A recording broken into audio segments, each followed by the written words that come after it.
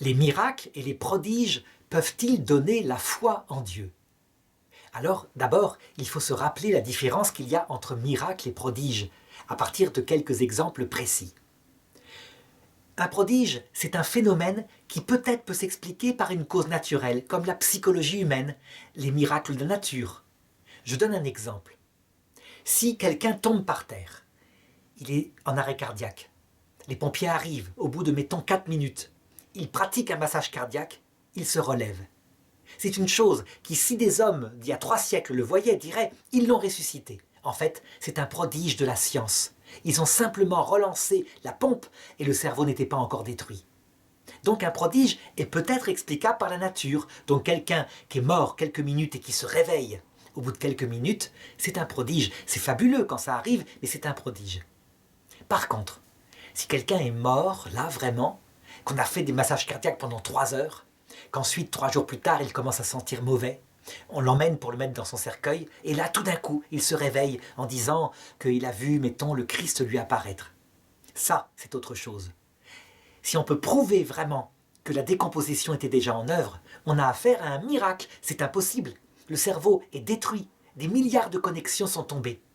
Si ça a lieu, c'est donc au-delà des lois naturelles de la biologie, c'est ce qu'on appelle un miracle.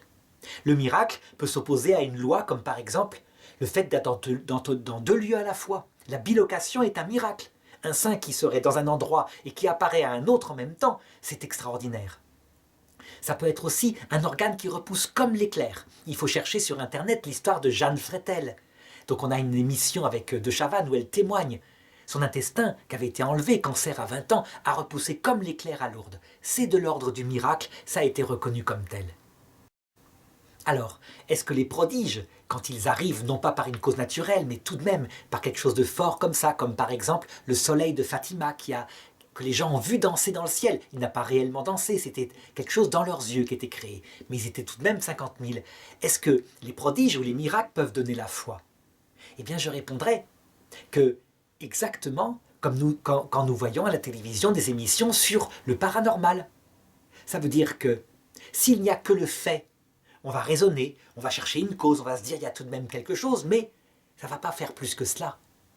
Par contre, s'ils sont accompagnés d'une présence de l'Esprit Saint, ou s'ils arrivent à notre famille, donc qu'ils touchent notre affectivité très fortement, là peut-être, ils pourront donner la foi.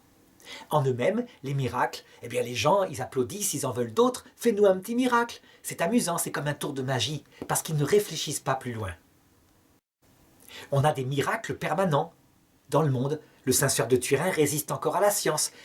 Notre-Dame de Guadalupe, donc un pancho d'un Indien au XVIe siècle, avec dessus une sérigraphie de la Vierge qui lui apparaissait. C'est pas possible. Eh bien, c'est un fait, il est là.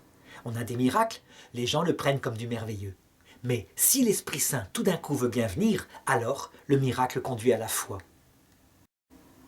Il ne faut donc pas s'affoler lorsqu'on voit des miracles en acte et que les gens ne comprennent pas. C'est comme ça qu'est l'être humain. Mais le Seigneur a d'autres moyens pour tôt ou tard leur donner la foi.